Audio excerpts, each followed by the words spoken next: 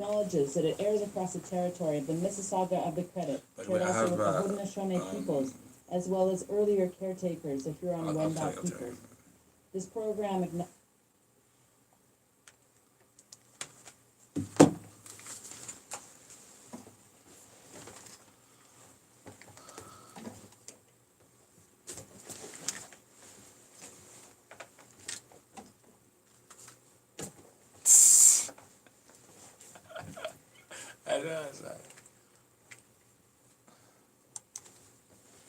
And ladies and gentlemen, it is Wednesday evening again. Welcome to another episode of 365 Balls for Laughs. I'm Mr. Robbie Hollywood. With me, of course, is the esteemed Dr. Coco Fele. Yes. What's going on, my man? I just came from Britain today. I was speaking with Boris Johnson. You know, Boris Johnson, we want to shut down the parliament.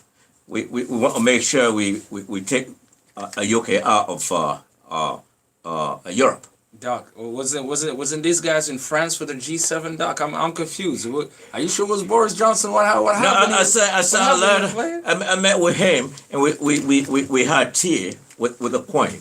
Sounds like you got catfish, my brother. Yeah, Sounds like you got catfish. We had tea with a coin, and we went to Pearl, the parliament. The house are not so common because we had to have this thing working, you know.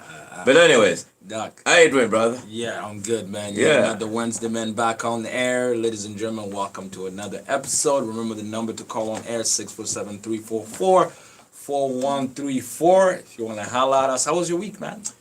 My week was good. I passed through Yaks yesterday. Nice. And Hammer night.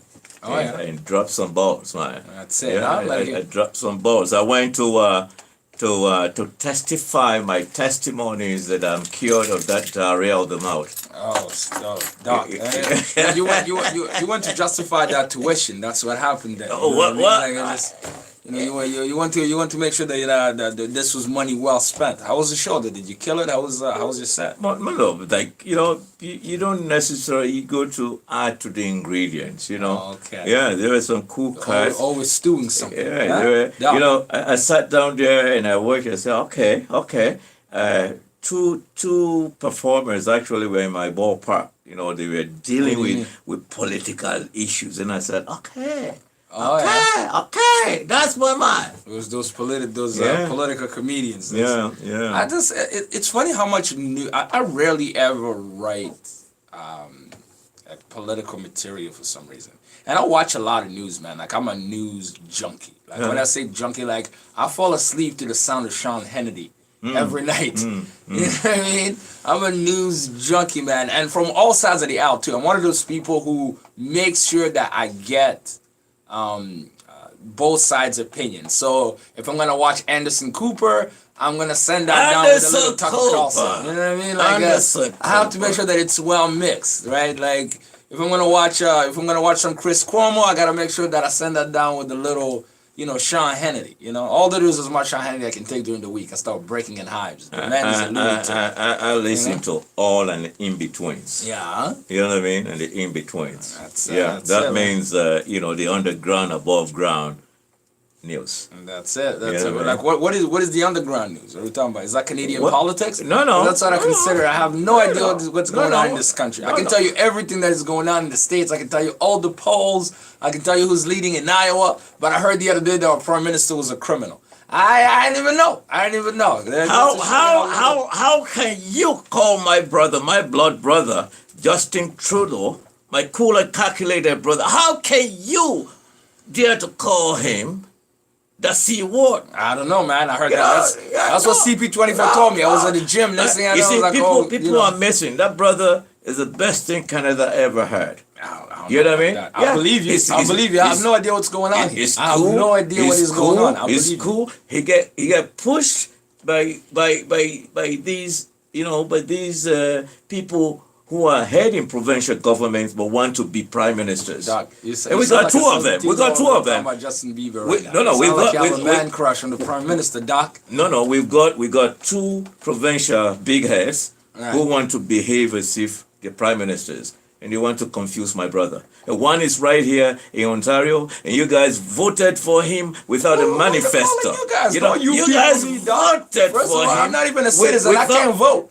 Don't even put me in there. I'm a mere permanent resident, Doc. You know? You see, these are the people who go to Africa to teach people about democracy. And here there is somebody, they came to vote when they said, where's the manifesto?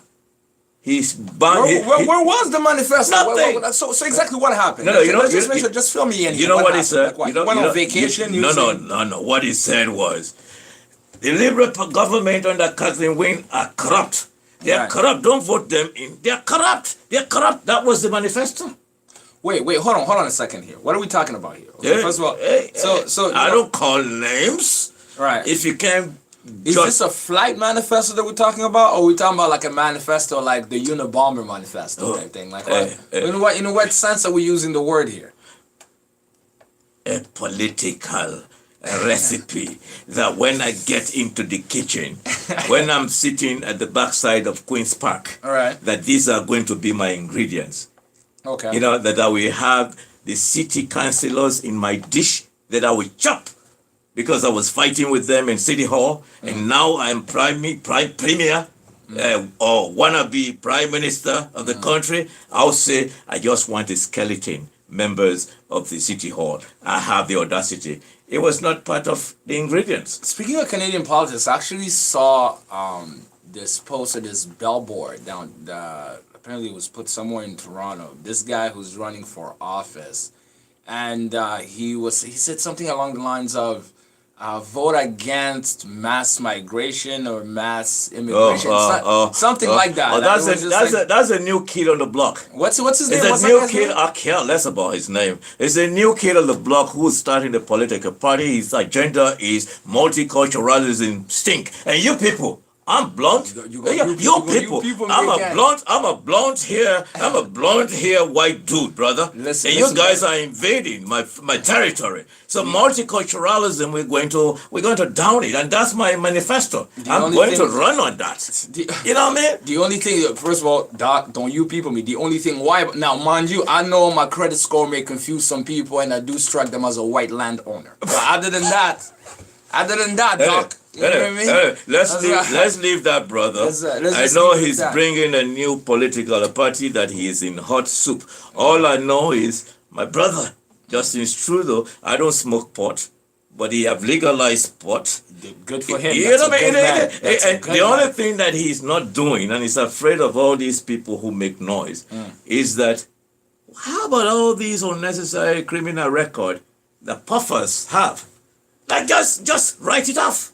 Now, eventually we'll come. No, but eventually, the tape should have come. It would have come as a deal. Write it off. But anyways, let's give the breakdown of the show. Yes, sir. You know, yeah. You want to give a rundown? We can go into a little breakdown. So you know, as you guys know, the first tune.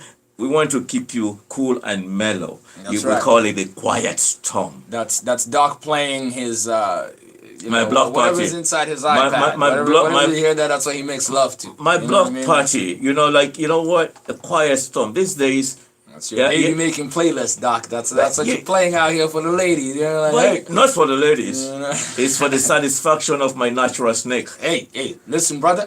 If it was not natural, I'll be concerned. Snakes are meant to be natural.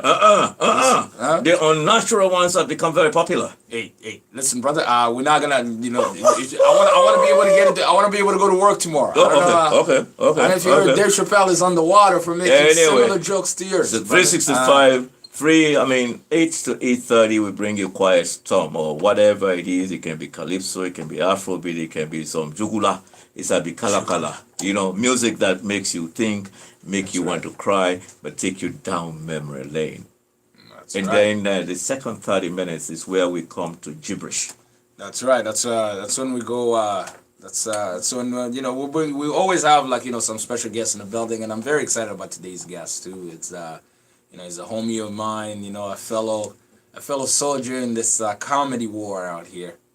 Mm-hmm. So I'm super excited about having him on. And we have a couple. We have a few weird news articles we're gonna be going over with you guys, and Yeah, man. It's gonna be another beautiful ride on a Wednesday evening, man. And in this moment, the second half 30 minutes, we call it prime moment. And in Yes. our prime moment, we have the one and only His Excellency. And see, he's Afro looking. He's got an Afro hair. Brother, if you see him, his Afro is like in the days of the 60s when the JBs and the people had Afro. Our Wow. brother from another mother. Do you want to bring him on our prime moment? Oh man, I'm excited to announce. So our guest tonight, man, is a very funny comedian. A guy that I've got to know, for quite a little bit of time now. In the Toronto comedy scene, and he brought us a couple of trees that are gonna be played for you guys on air tonight. Just to remind you, the number to call on there is 647-344-4134. And now, without further ado, ladies and gentlemen, give a big welcome to Mr. Noor Kidwai. What's up, man? What's going on, buddy? Yeah, get a little clap. Yeah. The way our budget is set up, we don't have the sound effects of the clap just yet. Exactly. We don't need the studio mix. Yeah, It's more organic. You're right. It's more organic. Yeah, You know what I yeah. mean? It's just, what's up, man? What's going on, brother? How are you? It's six. I like how we started the show off with some political talk. Everyone gets the heat on. Right. Yeah. You know, A little angry. So you don't unwind as we get. You're speaking on wine. What's the political ball you want to kick? I don't know. I listened to the Brexit thing today. It's one of those things where you're just like, geez. they really are going. It's such a terrible. So to me, okay. I don't know if maybe I just have a hard time seeing any positives. What are they getting out of it? On the positive side of things. It's like the Dolphins saying, it's mass immigration. Because they think you're soft and you're clean. Right. I honestly think it's pretty much people really not in multicultural. Yeah. So that manifesto, that one's a popular manifesto. Yeah. You know what I mean? Maybe we need to bring back the word battle. Yeah. They never heard of these Mexicans, man. You think your little treaty is gonna stop people from coming into the country? That's gonna make it even worse. No, but guys, look. With all these gimmicks, especially in the United States, when you go to all of these Hollywood, Washington homes, all these people who are making this noise about Mexicans, whatever, they have a Mexican nanny, they have a chef that is cooking for them.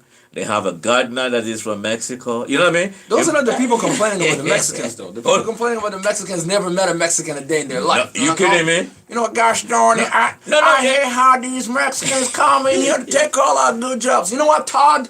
You've been on welfare, your grandma been on welfare, your mama been on welfare. Todd, you haven't had a job in 6 generations.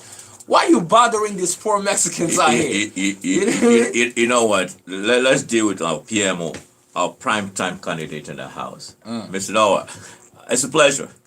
Yeah, definitely. Now, you know the gig. How proud are you when people call you a comic? Yeah, are you proud? Yeah, I think I am proud. It goes back and forth once in a while. Is that No, I am proud. is that the line they use to woo a lady? I got nothing else. So that's about it. That's about it.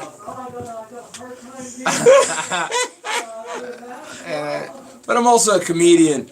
You know what it is? It's funny because you just asked him if he takes pride in it. I feel like it's one of those situations when you first start dating a girl, it's like, oh my God, you're so funny. And then, a couple months it's like, why is everything a joke with you? You know what I mean? It's just one of those things. Why don't you get serious for once? It's a double-edged sword. It's a double-edged sword that can go either way very quickly. You know what I mean? So, oh man. So how long have you been in the game now, bro? 11 years, pounding this pavement. That's right. That's a seasoned turkey, man.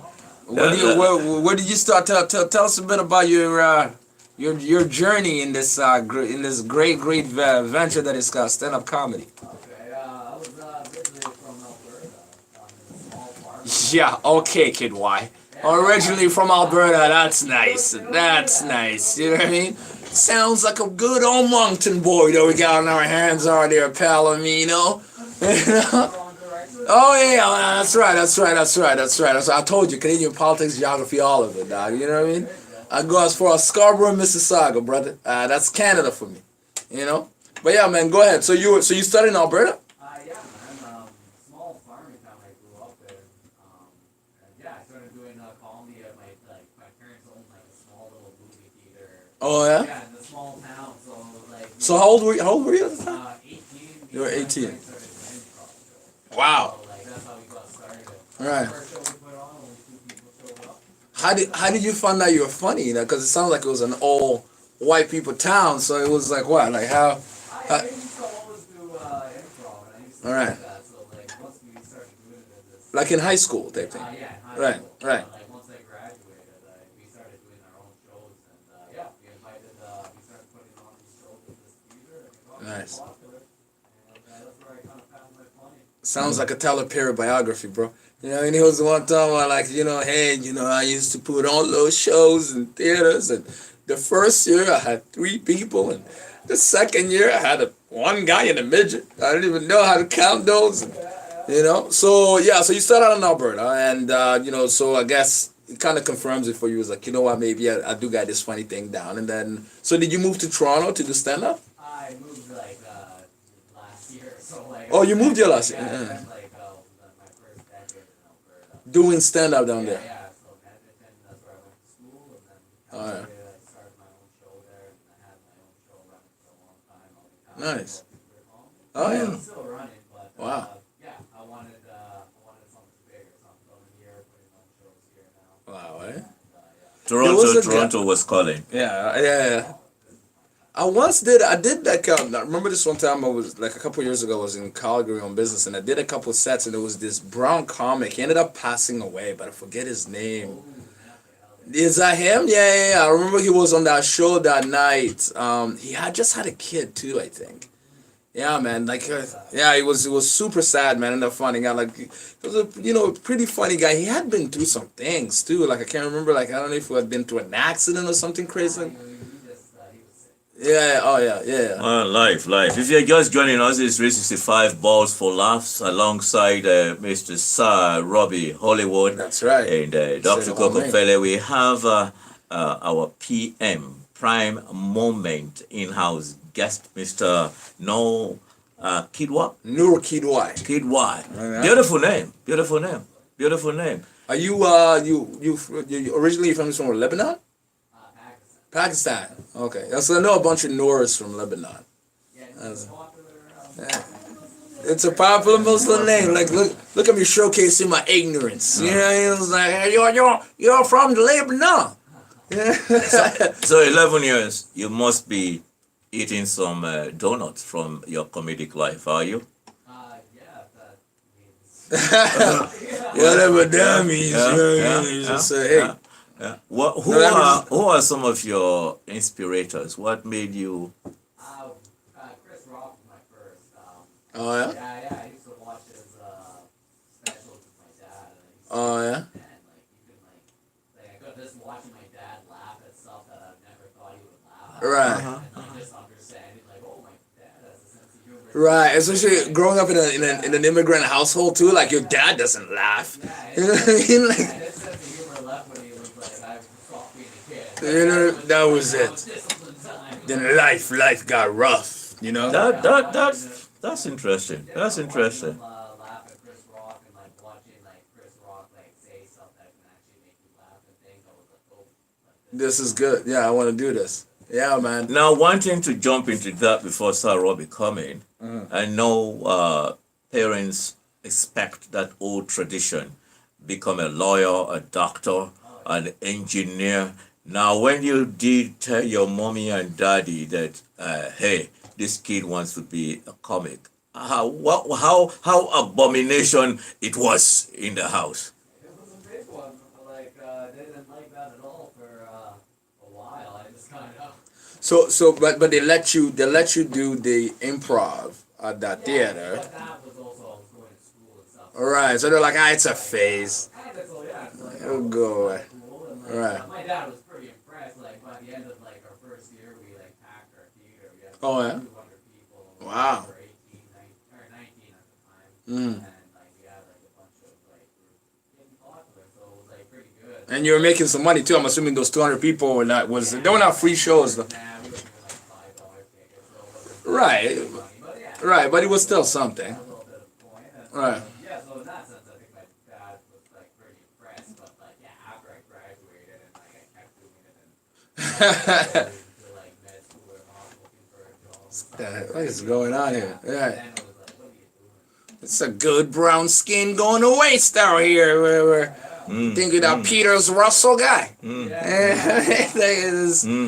man, I can understand. But like to me, like I didn't get into like when I got into stand up, I kind of was not under the purview of my parents anymore. So there was not really, you know what I mean? There wasn't like really much to say. Like I couldn't be like, hey, I'm gonna be in comedy clubs until 3 o'clock in the morning on a school night. That would never, like, there's no way I would have started doing this at 18 and still be able to manage. If I still lived at home, no way. Like, my dad wouldn't let me get a job until he found out that he had to pay for prom. And, like, that's the only reason why he let me get a job. Before that, it was like, what do you need a job for? Huh? Well, which is typical. You have a roof over your head. You know what I mean? It's not America. Not America is where kids are put into that inconvenience of trying to be a breadwinner.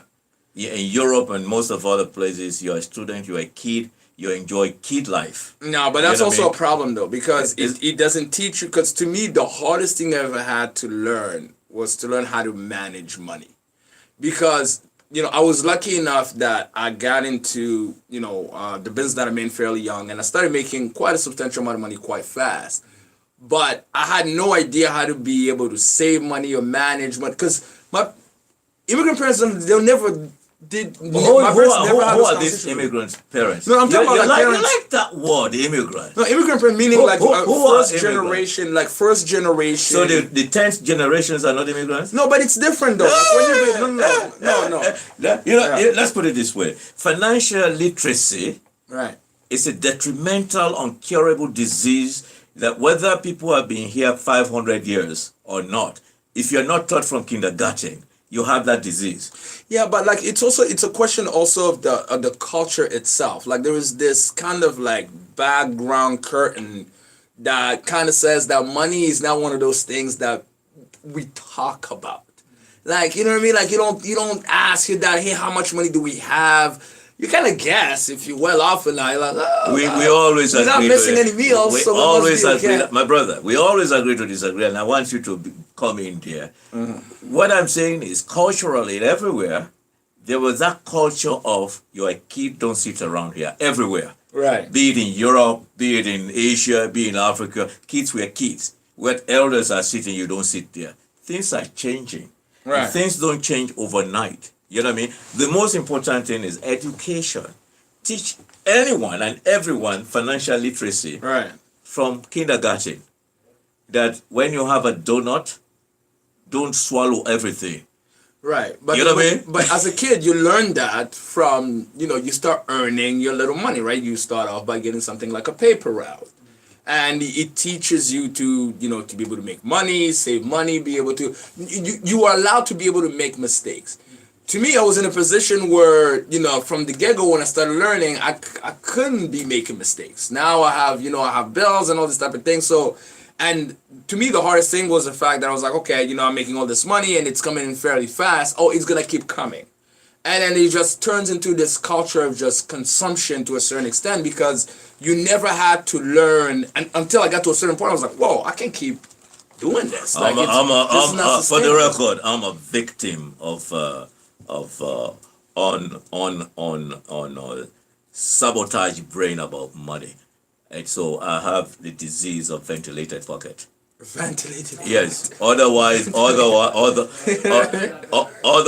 known as broke, because I was not in the knowledge of financial accountability. I thought I would help the world and forgot about myself. That is where you need to be selfish in life. We spoke about that. But let's bring our prime time. Forget about this money business. I need my prime time. Ladies and gentlemen, we have our prime time. Now, we don't want people to charge us. You can't have a prime moment, gentleman. We want to get into the belly of his comedic world. That's right. You know what I mean? That's right. Yeah. So let's get into your kitchen. Well, let's get into your kitchen. What's your style? It's my stuff. Yeah, your style of comic. It's like an interesting, I guess like a little bit of social commentary. Yeah. I talk about myself. I talk about myself. I Right. talk about culture. Yeah. And I talk about society. Like those are the things. Alright. I kind of stay away from politics. I know you're Yeah. talking about it. Yeah. I don't know. I'm like that's one thing I'm trying to. I guess- change. Yeah. I do like politics a lot. It's also depending on the audience too. There's certain, like, if you're doing a lot of, because once you become good at this craft, you're able to pick up which material is gonna work in certain places and which one that isn't. Yeah, of course. About 80% of the time that we do on stage is mainly done in these like bars, clubs, and stuff like that, and mostly younger crowds. And people that drinking don't- their head up and Right. in a moment of Right, yeah. hearing Yeah, and they just don't care about it, because the key to comedy is why it's funny, because it's true. But Right, so I you disagree though, and that's what I'm trying to tell you. Like yesterday at Yak Yaks, there's this gentleman who came. He was right into my forum. I've been very hesitant to go over political, as that's my forte at Yak Yaks. But when I had the brother yesterday, I forgot his name, but he's a seasoned comedian. He dealt with, in the moment, he dealt with Ford, he dealt with Trudeau, he dealt with all these gimmicks, and I said, brother, He was eating you know what I mean? food, huh? The only thing that he took that I can't, Right. it was every other word was the F thing. And that just, it don't just pass me. You can't catch me on that, I think you can make anybody laugh about anything. You just have to find a way. Right, just a way to be able to relate it. When people over F thing, it just bothers me. But this is a moment where prime time we're That's going right. to go overdrive, That's and right. we're going to play some elements of comedy. 9 o'clock is supposed to be top of the news. That's right. That's right. You So have- you want to take a little musical you have break, to and we'll take play an- some of Noor's material, and then just hop back into it. Yeah, and what we're saying, we're going to encroach into territory because it's a prime timer, and you and I took a time yapping over the moment of prime time. That's right. So we're going to go into a little musical break, and then we hear you few comicals. 9 after the head news, we're supposed to bring you indigenous news and views. We say we are home away from home That's right. on native land, Canada. So who is an immigrant? Who is a settler? Who is a discoverer? We'll be back with you. A little bit of music. If you're just joining us live in the house, we have Mr. Nora Kidwai. I want the brother to pipe the voice. Proud the voice. Yes. Doc, you just sometimes you're inventing your own version Yeah. of English. You kill me, bro. 647-344-4134 is our own air Are number. you laughing at my grammar? Man, listen, Yeah, listen, man. Okay. We'll be black with you. Don't you go on light because we are black alive in the moment. We'll be back with, and we're live on YouTube. That's right. We are live on YouTube as well. On Robbie Hollywood YouTube channel, the iHeart Radio app, Radio Regent, radioregent.com, 647-344-4134 is our number online. I'm going to take this quick musical break and we'll be right back. Boom.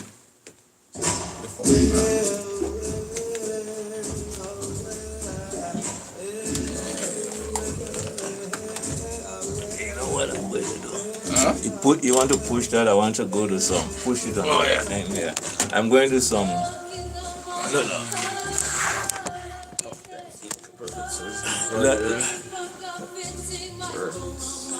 If it accidentally unlocks, it's 232323. 232323. Yeah, you just have to press the bottom here. Okay. And then, yeah, 2323. Perfect.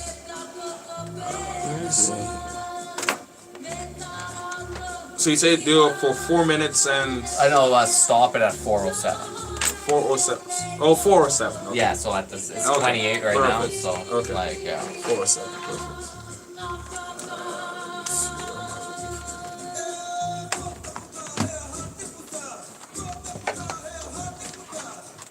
Oh, I have this girl that wants to be on the show next week. She's like an indigenous rights activist. Okay. Yeah. I know you've been dying to have one of those on. Oh yeah. Oh I yeah. met her at an after hours. I was like, damn, baby, just listen. I'm talking to her and she was not really having it. I'm like, yo, you should come on the radio show. And she's like, yeah. Okay. Got it. Got it.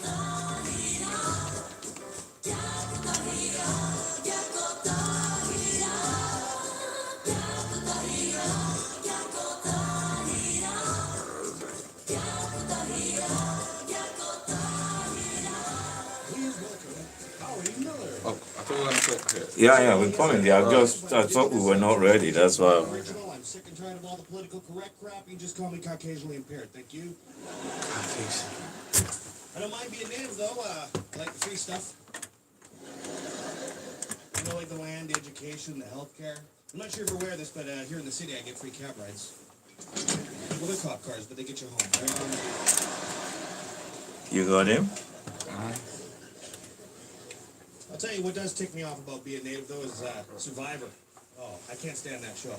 I'll tell you why. No Indians. You got every color of the rainbow on that show except red, right? I'm thinking, it's probably a pretty good idea because they're not going to vote me off the island. They're just going to vote me to the crappy part of the island and leave me there for 200 years.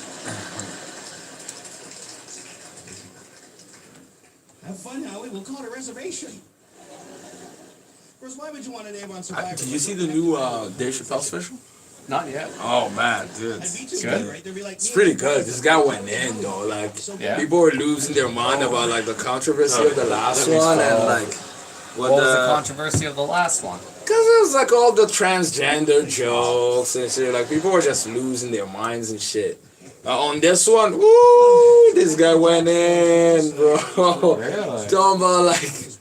I don't want to hear it. Don't tell me. Yeah, you wanna, yeah. I love Dave Chappelle, so I really Oh wanna- man, no, it was pretty sick. Nope, it's no crap here. Rogers Day Story is pretty good stuff. Go